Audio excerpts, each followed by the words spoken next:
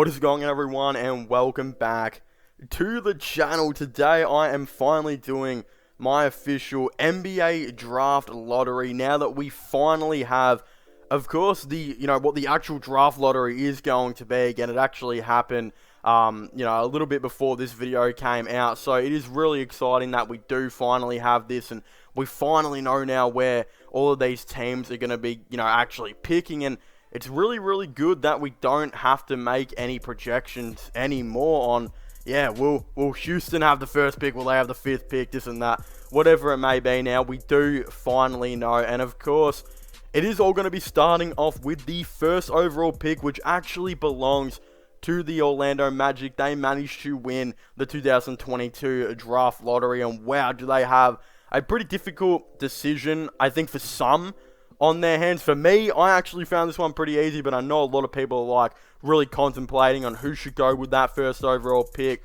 The Orlando Magic, I think, are right now, if you were to look on paper, what would necessarily be the thing they probably need the most, it would be a power forward. Again, luckily for them, there are two players that are both the best players in this class that definitely can slot into that power forward position.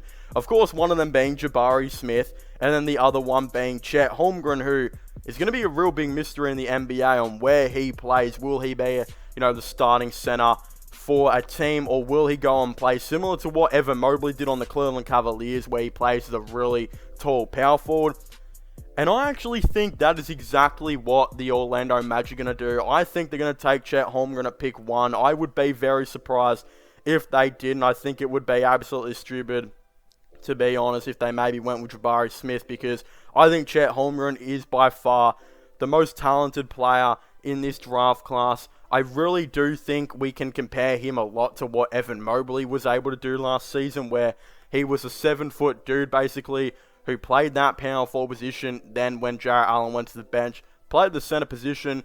And considering there's been a lot of rumbles and whispers and news around the league that Mo Bamba will reportedly be leaving, I think it makes a whole lot of sense for them to draft another big man. And again, I think we could be seeing a really cool combination with him and Wendell Carter, because I think Wendell Carter low-key had one of the most underrated seasons for the Orlando Magic. Like, I just thought he was a short-ish center who, pretty much was similar to like a Tristan Thompson, but obviously I think a little bit better, a lot better now, of course, before the season started. But wow, did he prove me wrong. When I watched Orlando Magic games this season, I didn't know he had the ability to guard power forwards, switch on to power forwards, and again, actually be a three-point threat, and had a good mid-range on him. Like, I was super shocked, and he finished the season off with 15 points and 10.5 rebounds per game, as well as 32% from 3. This dude, I feel like, went very, very underrated, and I think he and Chet would be a really good combination, because both the players have a really good ability to be able to guard that center position, but I think also switch over to the power forward.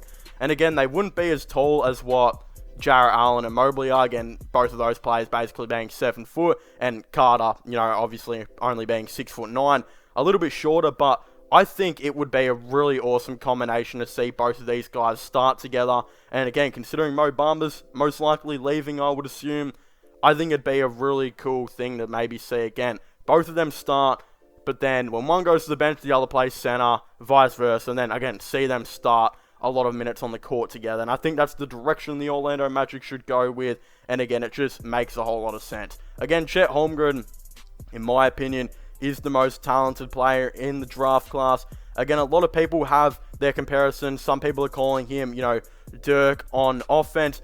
To me, actually one that I really like to compare him to is just recently Evan Mobley. Of course, just having the ability to switch on the 4 and 5, while also having the capability of potentially being a solid defender in the league. Again, Mobley obviously going into it was a little bit of a better defender, but I think Holmgren definitely has a great mid-range, has a great three-point shot, and I think if the Orlando Magic were smart here, it's an obvious decision. Go with, Chet Holmgren and play him and Carter as like the, again, interchangeable power forward and, center. I think both of them could be a really good duo in the NBA. Of course, now we're gone with the second overall pick now. which OKC have. And again, unfortunately for them, I do have them, I do have Orlando taking Chet at 1, which really does suck for them because I think he would have been so good for this OKC team. But honestly, Chet Holmgren, even though he's a pretty big loss, there is a player who some consider to be even better than Chet Holmgren. And those people have a lot of good opinions to back up their reason. And that's, again, Jabari Smith. Jabari Smith is arguably the best player in this draft class. Even though in my eyes he isn't, a lot of people have him as the best player in their eyes. And I can definitely see why. Again, a 6'10" power forward who is extremely athletic. Again, his comparisons are absolutely insane, being compared to a bit of a Kevin Garnett type player, and again, a more perimeter-orientated type of Jaren Jackson Jr., I think is absolutely awesome. Again, Jaren Jackson being one of the league's most underrated players, I honestly believe he will take such a big step next season. I really do see Jabari Smith being a bit like him. Again, the ability, I think, to switch on the 4, 5, and 3, I definitely can see Jabari Smith doing. But it's mainly just his offensive power. Again, actually being a really good shooter, good slasher as well. He can really do quite a bit of things that you want, I think, as an NBA player. And this really does work out for OKC because the two main things they desperately need is a starting center and a starting power forward. And look, maybe you don't get Chet in, right? You've just lost maybe who you would have wanted to be your starting center, but right next to him is your next starting power forward, I think, now in Jabari Smith, who I think would fit really, really well in the team. Like, imagine how athletic that team would start to be, especially if, I think, if the rumors are true that they could trade up for Jalen Duren. I'm not saying that they will, but again, Jalen Duren's a 6'10" dude that has comparisons to a younger Dwight Howard and all that type of stuff. Imagine if they were able to get those two in. Even if they didn't get Jalen Duren in, I'm sure they're going to be looking for an athletic center. And that starting 5 is going to be absolutely insane. Really, really young, really good. Again, you've got really tall guards in Giddey. And I think, of course, Lou Dort, I would assume. I think they might play SGA a little bit more as that small forward option, I think, on defense next season. Again, even Lou Dort at 6'3" can guard players much taller than him. Like, it's ridiculous. Really, really tall team. Everyone's athletic. If they can all get their 3-point shooting up and much more consistent, which I think a couple of them can. We've already seen Lou Dort and SGA become way better 3-point shooters. Jeez, team could be crazy. Team could be very scary. And I really like Jabari Smith for OKC. I just think the pick makes a lot of sense. And honestly, in any draft, if you were to see Chet Holmgren go at 1, you would probably be pretty disappointed because you'd probably be left with like a guard. And that's not what OKC right now, but lucky for them, that's not what they need, obviously, but lucky for them in this draft, there's a bunch of forwards right there for them to take, and one happens to be, honestly, regarded by some people to be the best player in the class in Jabari Smith. So, yeah, I really like this move by OKC. I think it makes a whole lot of sense, and that's why I do have them taking Jabari Smith with the 2nd overall pick. Again, another team that I think's done pretty lucky in this draft because it's so forward heavy and they needed forward in the Houston Rockets. There's of course one already there. Again, now that Jabari Smith and Chet Holmgren aren't on the board, they don't probably really care a whole lot anymore anyway because Paolo Banchero is sitting right there. A dude that is another really good power forward in this class. He obviously does a lot of things. Again, 6'10", pretty similar height, of course, to Jabari Smith, but I feel like a little bit of a different type of player. Again, Paolo Banchero, in my opinion, I think is a lot better at potentially switching over to that 5 than what, of course, Jabari Smith potentially would be. I think Banchero, he is a solid power forward. It does a lot of the things that you want offensively. He's actually got some interesting comparisons here, actually being compared to a bigger David West. Apparently a little bit of Blake Griffin in him as well. He's not necessarily the greatest defender, which I think is what separates him from Jabari Smith. Again, he does reportedly need to be better when it does come to the perimeter defense. But again, this is a really, really athletic dude that can low-key sometime actually play make, like can actually be really good with the handles, pretty good with the ball movement, just pretty good with the ball in his hands in general. Just has like a really, really diverse skill level, I think, for a player of his height. And again, offensively, he is pretty good. He's got a pretty decent mid-range. His three-point shooting could definitely potentially use some work, but hey, for a 6'10" dude that's just coming in, you know, it can take time. But honestly, the Houston Rockets have time. I think they're still really developing quite nicely, and yeah, I think his offensive fundamentals do help out quite a bit for this Rockets team. Again, they might want to look to bring in a good perimeter defender at that small forward position in free agency. I'm not too sure how Banchero and Christian Wood, I think center and power forward duo would go. Both of those players would be pretty athletic for their heights, and I think, the floor spacing would be really, really good, and the offense would be really nice. The defense, though, might be a little bit inconsistent, especially if Banchero doesn't, develop straight away into being a good NBA perimeter defender. But honestly, the Houston Rockets, they're in a situation where it doesn't really matter at this point. They can figure this out long term. It's not even a certainty how much longer Christian Wood will be on this team. Whether they have him, staying on the team will be up to a big question. But either way, they desperately need a power forward right now. Like, their big man depth is honestly one of the worst in the NBA. And to bring in a really, really athletic 6'10" power forward that can switch over on the center position, pretty good interior defender, while having a lot of those nice offensive fundamentals and skills. He's just a really good guy that you're definitely going to want to bring in if you are the Houston Rockets. So yeah, I really like this pick.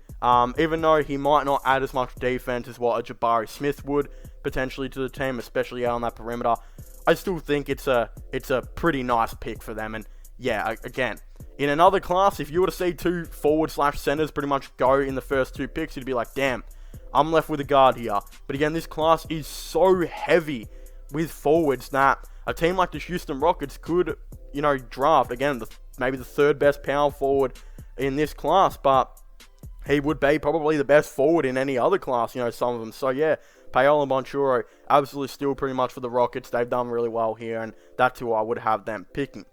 With the fourth overall pick, the Sacramento Kings, this is a bit of a debatable one. A lot of people have them taking different players. For example, some people have them taking best available, who could honestly be argued whether that's Shaedon Sharpe, Keegan Murray, or Jaden Ivey, or even an AJ Griffin. But I've got the Sacramento Kings yet again taking the fourth forward in this draft class. Again, Holmgren could be considered obviously center, which I think he obviously was in college, but I think going to the NBA, he might play that Evan Mobley type role, which I've mentioned, especially on the Magic. But yeah, this is the fourth forward going in this draft class now, and honestly, I do see some people have them taking Jaden Ivey, 6'4" guard, but I just don't think the Sacramento Kings can take another guard. I don't think they really need to. Plus, Keegan Murray, in my opinion, is so talented. I really, really like this guy. Honestly, I would say he's probably one of my favorite players in this draft class. I honestly feel really bad for Portland Trailblazers fans, because I know a lot of them were kind of hoping they would win the lottery and they would be able to take this really, really skilled guy. Unfortunately, it wasn't to be for them, and he is now, kind of landed in the Sacramento Kings lap. For those of you who don't know, he's basically a 6'8" power forward that can guard the small forward position as well. Really, really good perimeter defender and floor spacer in the league. Honestly, I just would really like to compare him to a guy who I think could be a much, much better, of course, Obi Toppin type, Otto Porter, I think Jay Crowder type as well. And then obviously having the ability, I think, to develop into a Pascal Siakam type with maybe better, of course, perimeter defense. Again, he just really does what those type of role players, do in the league. Like, again, a comparison, a Jay Crowder, a dude that will guard the perimeter all game and shoot threes at a really good rate, and again, will always score you 9 to 14 points per game while being one of the best defenders on the court. But I think Keegan Murray has the ability to be much better than all of those players, and again, eventually maybe develop into a Pascal Siakam type, where he's just a really, really good athletic perimeter defender that can definitely score all over the court while just being a good three-point shooter. honestly, Keegan Murray, yes, he has the potential to develop into a star. But honestly, he's exactly what I think the Sacramento Kings should be looking for right now. Not a dude who needs to put up amazing shots in his first couple of years, but a dude who can come in and be a really, really good perimeter defender, and of course be, I think, good offensively as well, and just with the all-around the perimeter, whether it's being a defender or shooting threes. Similar to what the Chicago Bulls did a couple of years ago, where they took Patrick Williams, where they just said, hey, we need a really good perimeter defender, we need a good shooter, let's take this guy. I think Keegan Murray can obviously do that, but way better. I've liked Keegan Murray a lot, and he'd be perfect for Sacramento. Again, they've got some shot creators. They've got De'Aaron Fox. They've got, of course, Domantas Sabonis. Both of those dudes can put up big shots. But now that they've lost Buddy Hield, and there's a rumor, Harrison Barnes could be getting traded, something that Domantas Sabonis and De'Aaron Fox, and even Davion Mitchell, if he starts next season, don't have is none of them are particularly good three-point shooters. And all of them, I wouldn't say any of them besides Davion Mitchell are consistent perimeter guys either. That's why I think Keegan Murray would just be so perfect for this team. Get him in, put him on the perimeter, make him defend, and make him shoot. And who cares if he only averages you like 8 or 9 points per game in his first year? As long as he's hitting threes consistently and putting up good defense, that's the type of stuff that's going to get this, Sacramento Kings to the playoffs for like the first time in a billion years. And hey, if it all goes well, he could develop into being a 20-point per game type scorer, similar to a Pascal Siakam. But again, this is the type of guy I think they need to be taken at pick 4. Not another guard like Jaden Ivey. Yes, he would help out a lot, but again, Davion Mitchell I wouldn't say is as good as Jaden Ivey, but he ticks a lot of the boxes that Jaden Ivey already does, and I just don't think you need another one. Plus, they really like Davion Mitchell, and I think he'll potentially start next year. So let's just say they get Keegan Murray, and they keep Harrison Barnes. I think that team could 100% contend for the playoffs, especially in a weaker, Western Conference. Plus, get a good coach and fill out that bench. You've got Davion Mitchell at point, De'Aaron Fox at the 2, Harrison Barnes at the 3, Keegan Murray at the 4, and Domantas Sabonis at that 5. That starting 5 has got a lot that you need. Shot creating, three-point shooting, perimeter defense, maybe lacks on interior defense. But yeah, I think that's a playoff team for sure, especially if they get a good coach and get that bench going. Alright, so with the 5th overall pick now, every single player I've had going has, of course, been basically a forward/center. But again, I'm actually going to be taking a guard now with the Detroit Pistons. I think they will probably need a guard, especially considering it is rumored that they really don't know what they want to do with Jeremy Grant. There's rumors they could, of course, trade him, but I think they could even contract extend him, especially if they don't like the offers. And again, they've already got some nice, good forwards on that team. I think it is a big mystery on what they're going to be doing with their guards. I think they might be looking to do, potentially Cade Cunningham could play the 2. He could play the 1 here and there as well.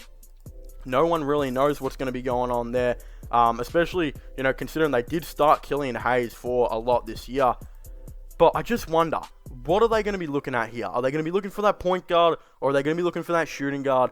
And I honestly think they might just go with potentially just a player who can really do the wing type of role, which in my opinion is Shaedon Sharpe. I think they might go Shaedon Sharpe here. I know a lot of people would have them taking Jaden Ivey, but I'm just not too sure of it. I think they will like Cade Cunningham to play maybe that point guard type of position for the foreseeable future.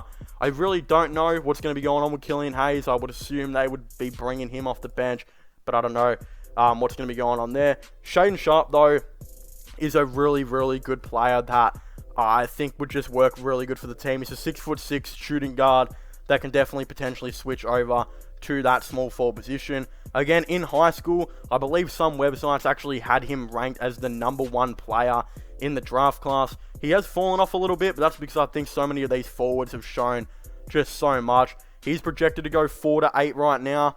But again, I think I'll just have them taking him at pick 5. I think it makes a whole lot of sense. Again, Jaden Ivey would be really cool and all, but I just wonder if they would rather go for that, again, player that doesn't necessarily have to be a playmaker, which I think Jaden Ivey would want to be in the league. I think that Jaden Ivey's the type of dude that wants the ball in his hands. He wants to be setting up the plays, doing all that type of stuff. And considering they've already got Cade and they've already got Killian Hayes potentially off the bench, I would go for a more shot-creating wing in Shaedon Sharpe, who, again, basically what he's been known to be able to do is be a really good knockdown shooter. He potentially, again, does need to have some work on his shot selection, but he has been known to be a pretty good three-point shooter, pretty good mid-range as well, and a very athletic dude that can definitely cut to the basket, and of course, you know, again, get those dunks in, just be a really good slasher in the league. And again, he does stand out for his size. He's got a really strong build as well.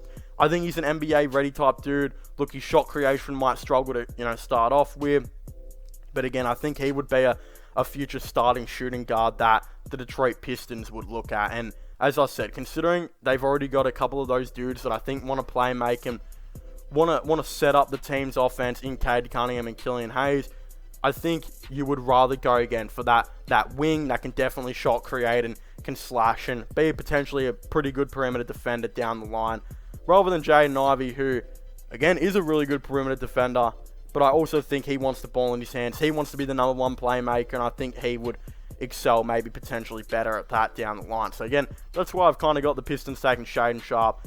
He also, who knows, could potentially come out of this draft class as being one of the best. I would say I like Ivy a little bit more than him, but I think for the Detroit Pistons case, it would be better to go for that taller, better shot creating guard. I just think he fits the system a little bit more than what potentially Jaden Ivey does. With the 6th overall pick, which I do have, of course, the Indiana Pacers selecting, and I really, really love the player that I've got them taking right now, and I've actually got the Pacers selecting Jaden Ivey at 6 overall. Now, Jaden Ivey, I think, is easily the best point guard in this class. Like, it's a pretty far margin from him and the next best. Again, even though I would say the next best is, of course, Dyson Daniels. Jaden Ivey, I think, just has him covered. I think he is a really, really talented player, really good defensively at 6'4", can guard the point guard and can guard the shooting guard, and can really switch on to both of them. Again, a couple of comparisons on what he's been kind of talked about in the NBA is when it comes to his defense, actually being talked about like similar to a bit of Josh Richardson, you know, in the terms of being able to guard point guard, shooting guard, and small forward efficiently, and potentially even Marcus Smart. A bit of those two players on the defensive end. Then on the offensive end, there's definitely a bit of Ja Morant in him as well. He's just a really, really good, capable player that I think would work so perfectly on the Indiana Pacers, especially if you partner him up with Tyrese Halliburton. I think that would be a really interesting duo to potentially see in the future. Again, both of those players are above, 6'4" and above. At that guard position, both are really, really good defenders that can switch from the 1 to the 3. They're all, both of them are pretty capable shooters as well. Again, this season, Jaden Ivey actually shot 36% from 3, which a little bit of a worry I do have is it could, might not carry over to the NBA in his first season, but it really doesn't matter. Again, I just think he and Tyrese Halliburton would be such a good duo. In his second season of college, he was actually averaging around 17.5 points per game on 5 rebounds. Really, really good defense. And of course, about 3 assists per game. Now, again, the only worry I think that kind of lies in his game, maybe other than sometimes he can be a bit of an inconsistent 3-point shooter, but again, to me, he'll definitely get better at that when it does come to the NBA. The only other worry I think some people are pointing out is he's not a very efficient playmaker, and that's why I think a couple of teams won't potentially look to draft him, with a really high pick, especially, if it was to come to when he would be like in top 3 contention. Of course, he's kind of fallen out of it because some of those teams that would be in that top, 3 contention would be looking for like a playmaking guard, this and that. But of course, I don't think, in my opinion, that should be taken away from him as a player at all, especially if he goes to the Indiana Pacers, because if you think about it like that, he and Tyrese Halliburton really, really, I think, would be a perfect young guard duo to have in the NBA. Again, the lack of playmaking that Jaden Ivey does sometimes have can definitely be made up for by Tyrese Halliburton, who has already shown on the Sacramento Kings and Pacers this season. He averaged like 7 assists per game. And he wasn't even the number one ball handler on the Sacramento Kings, and he had to share it again with Davion Mitchell as well. So when he's had so many guards to share it with on Sacramento, to average 6 to 7 assists or whatever it was at that kind of pace, I think is so great for him. And going into next season, where if the Pacers were to draft Jaden Ivey, I just think it would be such a good thing for both of them. Again, I don't think Jaden Ivey would really mind Tyrese Halliburton being the facilitator / playmaker for the team, especially while he improves. I think again, Jaden Ivey, I think, would go really well with that. Both are incredibly good defenders, which would be really good for the Pacers because they've been known to have and really like defensive players over the years. He's a good scorer, really good athleticism, like a Ja Morant type player. And again, as I said, his defense is kind of like a Marcus Smart hybrid with Josh Richardson as well. So I really, really like him as a player. I think he makes a whole lot of sense. And yeah, in my opinion, I think the Indiana Pacers should take him with the 6th overall pick. Alright, now with the 7th overall pick, we do of course actually have the Portland Trail Blazers, who did unfortunately drop a couple spots, which I didn't, they definitely didn't want to. They were one of the teams that was really hoping they could get a pick 5 or 4 this year, where they could have maybe taken a Keegan Murray, who I thought would have really fit in so perfectly for their team. But of course, again, if you guys watched my official top 5, you would know I did have Keegan Murray going at pick 4 to the Sacramento Kings. Again, go check that video out if you would like to see why I had them taking him, this and that. But again, when it does come to pick number 7, I do think there is a player right now that is pretty NBA ready, in my opinion. I think he can come in and do a really fantastic job, and that actually happens to be Adrian Griffin Jr., or as most people refer him to as AJ Griffin. Again, I just think he would be such a good player for the, of course, Portland Trail Blazers to bring in. Again, the way the Trailblazers, what they're kind of doing right now is, we know that they traded a bunch of players like CJ, and Norman Powell to free up a lot of cap. We know that they've done that. They're going to be going into free agency, really trying to bring in a lot of players. We know it looks like they're bringing back Anthony Simons to a big 4-year deal. Nurkic probably will come back as well, meaning that they're probably looking to get that small forward and power forward, who they think they will probably try and sign a player / trade for maybe a dude like Jeremy Grant. But then there's also the option of drafting another one of those wing dudes, maybe to come off the bench or maybe to even start. And I think AJ Griffin really does fit that type of mold. Again, he's really a really good shot creator. He's a really good 3-point shooter as well. I think the shot creation is the thing that really does get me on AJ Griffin. I just think that is something that's really special that some players really struggle with. And honestly, some players do have trouble with converting it to the NBA, but I think on a team like the Portland Trail Blazers, I think he'll actually do really well with something like that. Again, his defense could maybe improve a little bit right now, but there's honestly been comparisons to Jimmy Butler in terms of how much his defense could potentially develop in the NBA. Of course, in college, Jimmy Butler's shown he could be one of the best defenders, and as he got in the NBA, it started off pretty bad, but eventually got better and better. Again, I think AJ Griffin's one of those dudes that could do the similar thing, just gradually improve his defense.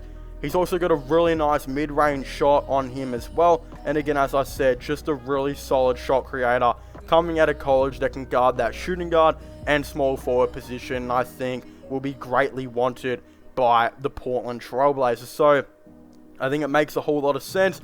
I don't know if he would start in his first season, but just to bring a dude off your bench who could maybe average himself above 10 points per game or something in his first season on quality minutes would be a really nice thing. And plus, the capability and potential on the defensive end, I think, is something that would really excite a lot of Portland Trail Blazers fans. And again, I just think it would make a whole lot of sense for them to look to draft a dude like AJ Griffin. But yeah, again, it is a really good pick, and I think Trailblazers fans, even though they didn't get Keegan Murray, should be pretty happy with this one. Now, moving over to the 8th pick, we've actually got the New Orleans Pelicans, who are a really weird team to actually kind of look at picking, because a couple months ago I would have said they desperately needed a point guard, but it seems like they've really kind of changed their mold on how they're actually running things. In fact, they've actually been playing CJ McCollum a lot at that point guard position, predominantly the whole time pretty much he's been at New Orleans. They've been running him at that point guard spot. Again, he's been doing much better defensively there. His playmaking and facilitating has actually improved greatly on the Pelicans. And yeah, he even got them to the playoffs and looked like he was a really good player to have alongside, Brandon Ingram and Jonas Valanciunas. And then you've got the guy who's, I wouldn't say he's forgotten. I think people still know he's in the NBA, but I don't know what he's doing. I don't know, he shares a very common goal in me, and that's consume as much KFC as we want, and that's Zion Williamson. I don't honestly know what he's doing, but I would imagine the Pelicans' plan would still be to run him as a point forward type of player, similar to what they did a little bit ago. And that's why I actually don't have them taking a point guard, considering I already know CJ McCollum's going to be their starting point guard, it looks like, for the future. And then you've already got Zion being that point forward type of player as well. I think they might just sign a veteran point guard to come off their bench and honestly go with more of a wing with this pick. And I actually think they might go for a guy like Johnny Davis, who I wasn't exactly extremely high on to start off with, but he's kind of come out of nowhere and really done well in kind of, I think, a lot of mock draft things. He played pretty well in his latter games in college, and I think it's really put a lot of people to kind of put a different perspective on him. Again, he's a really crafty player with the ball in his hands, has a really, really good capability of scoring from the mid-range and potentially, of course, just getting into the lane as well. He's known to be a pretty good shooter. Again, not necessarily a knockdown shooter so far from the three-point line, but I think considering, the Pelicans already got their shot creators figured out in their starting five with CJ McCollum, Brandon Ingram, and Zion Williamson, I would think it'd actually be pretty cool to bring a young shot creator off the bench rather, and I think that Johnny Davis would be a nice guy. Again, they've got Herbert Jones in that starting five too, who played really good defense all year and averaged around 10 points per game. They might be moving on from Devontae Graham, who they didn't like to play in the latter of the year again, so they'll be trading a shot creator away there. I would assume they're keeping Larry Nance and Trey Murphy, all those type of role players, and none of them are shot creators. So I think it makes a whole lot of sense to maybe bring in a dude that has a really nice mid-range, a really good capability of getting to the basket, and just coming in and doing that. And again, that three-point jumper, it will come. It doesn't necessarily have to be there straight away. Again, around Zion Williamson and Brandon Ingram, those players that love to drive the ball, I think it'll be a lot easier to get open shots eventually. And again, as that season progresses, I'm sure his shot creation will, I think improve a lot better. And I just think it would be really nice. Again, although I have Johnny Davis going at this pick, I think someone in the comments might potentially argue with me saying, why didn't I take a dude like Dyson Daniels? The reason I didn't take Dyson Daniels with this pick is because, as I said, I don't think the Pelicans are looking for a point guard now. I think they really want CJ to be their point guard for the foreseeable future.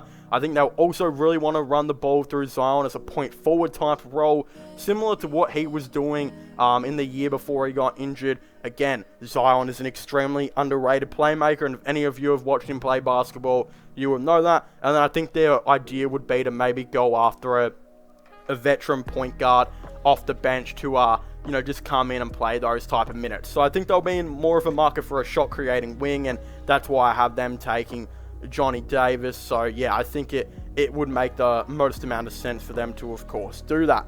Now, with the 9th overall pick, we have personally one of my favorite players in this draft class.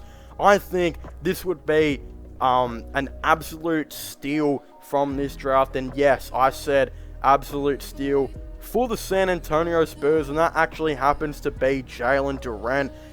Again, the way I would kind of describe Jalen Duren, I think, for this draft is one of those guys who could potentially jump and you wouldn't expect it. Very similar to Josh Giddey with the Oklahoma City Thunder last year. I remember a lot of people didn't expect Josh Giddey to jump. I thought he was maybe going to go at 10 or 11. I know some people had him going at like pick 15, which was crazy. Oklahoma did their scouting. They saw how good he was in the NBL in Australia, and they were like, this is our guy. Again, he played against a bunch of older men, and you know, again, in the NBL, which is arguably the second best league in the world, and did really, really well. Had a similar path to LaMelo, pretty much averaged very similar stats, and yeah, I guess OKC were like, this guy's really good, and let's bring him in. And Jalen Duren is another guy who I wouldn't be surprised if a team does actually trade up to try and get in that first round pick. Again, I believe he is projected to go about pick 12 or something right now, but I do have the Spurs reaching up a couple positions and taking him at the 9th overall pick. For those of you who don't know what Jalen Duren is like as a player, he is a 6'10" center out of Memphis who is very much being compared to a younger Dwight Howard. Again, he's very, very good in the pick and roll. Also loves to post down his opponents. Again, great rebounder. Great athleticism for his size as well. Again, there's not many 6'10" centers out there that I think would be as good of a rebounder as he is. And the best thing is he's a very, very capable defender as well. So yeah, I really, really like, I think that Dwight Howard comparison, I think it makes a lot of sense. He's a great rim protector. He can't really shoot at all, if I'm going to be completely honest. He doesn't have a mid-range on him. Doesn't have a three-point shot on him whatsoever. But again, as I just read a quote about him that does say, he is a man among boys. He is very, very strong. Great rebounder. And yeah, there's even this website that I'm looking at right now. They're projecting him to go at 9 or 10. But does say he does have potential, some top 6 type potential. And again, I really do believe that. I think if a team was looking to trade out of the top 6, don't be surprised if the Oklahoma City Thunder as well try and trade up to get this guy. And I just think it would make a whole lot of sense. Again, when the draft does happen, whoever gets this guy, and if they get him at 10 or something like that, I think I'll already be making a video on saying that he will be the steal of the draft. I think if you're a San Antonio Spurs fan, not only could he be the steal of the draft for you, and again, if let's just say that Chet Holmgren does play power forward on whatever team he does go to, this guy could legitimately be by far the best center in the draft class. Again, I know Chet might play more of a power forward center hybrid similar to Evan Mobley, but as a raw natural center, Jalen Duren is insane, and I think it makes a whole lot of sense, especially if you are the Spurs. They desperately need a center. I think they've still got Jakob Poeltl, who is a pretty decent player, pretty good rim protector, shot blocker as well. They've still got Jock Landale, who is a very solid player as well, was their backup center. Again, I think he can also play power forward minutes as well. Landale's got a good three-point jumper on him. I really do think Jalen Duren's the guy. Not only I think do they need maybe a potential future starting center, this guy would just be so good, so dominant. Realistically, I could see him in his first season. Let's just say they played him around 22 minutes a night. He's the type of dude that could come in his first year and maybe average you around 7 to 8 points per game on about 8 rebounds with elite perimeter defense for a first year player. I think the dude's that good. And yeah, if you're a San Antonio Spurs fan, you've got another steal from this draft class. And yeah, I really do hope they do consider him with the 9th overall pick. Again, moving on to pick 10, we have another dude that I think could be another steal from this class. Other than Jalen Duren, I'd say this other guy could be one of those dudes where you hit the nail on the head. I think it is really, really good. I'll hit the nail with the hammer, rather, I should say. I just think it would be a really good move for the Washington Wizards, who have that 10th pick, and that would actually be Dyson Daniels. I did mention him earlier when I talked about Pelicans maybe considering him for that 8th pick. Basically, he is a 6'6" point guard out of Australia, and anyone who's watched the NBA draft in the last couple of years knows that there are a lot of good Australian guards coming through the NBA. Again, we look at Josh Giddey, in the most recent draft, pick 6 to Oklahoma. Great player, literally the future of Oklahoma right there. Then you look at the year before him, you got Josh Green, who really hasn't played much being in the NBA as a top 20 pick, I think it was. But in the playoffs, played some minutes for Dallas and actually looked like a really solid player. I think if he got the confidence and played for maybe someone else who'd give him minutes, he could explode into being a very good player as well. You had Ben Simmons, I believe, in 2016, and even though he's had a rough couple years, dude was still a all-star. Again, LaMelo Ball and RJ Hampton, not really Australian, of course, but did play in the Australian League, and again, did really, really well there too. And Dyson Daniels is pretty much, he's similar. Didn't play in the Australian League, though, actually play in the G League, but he's a 6'6" guard. You notice that a lot of these guards coming through from Australia tend to be pretty tall as well. 6'6" guard who has been known to be a pretty good defender as well. Some even saying he could have actually potentially grown to 6'7.5" with shoes on. So yeah, that is a pretty good height. Again, he seems to be a good ball handler as well. Can guard the 1 through the 3. Being called, a really good point forward that could really explode in the NBA. A really solid two-way player as well. His defense seems to be very, very solid. Perimeter defense is reportedly one of the best in the draft class. Again, he might potentially need to improve on his shooting. That could definitely happen here and there as well. But he's also another dude that just played against real grown men in the G League. He's now got that experience. He did average 11 points per game. Again, his 3-point percentage was only 25.5%. Not great, but he also averaged 4.5 assists and 6 rebounds as well. Again, if he was in the NBL, that would be, I would assume, similar numbers. And to kind of compare what that would look like in the NBL, that would be, I think, a couple of assists lower than Josh Giddey and LaMelo Ball, but pretty on par. So yeah, he would be a really good player for the Washington Wizards. Best part is for the Wizards, they are of course looking to add in, I would assume, some defense and a point guard as well. Going into next season, it's going to be one of the first years in, I think, a long time for Washington where they have somewhat of an established core. Again, Bradley Beal, if he re-signs at that too. Kyle Kuzma at the 4. And again, you've also got Kristaps at the 5. Much more established than they've had in the last couple of years. All of those players are pretty good offensively. Not a whole lot of defense going around anymore. But I think, again, Dyson Daniels would come in and help that. I don't know if he would start straight away. His playmaking, I'm not too sure if it will be as good as a Josh Giddey or LaMelo Ball coming into his first season.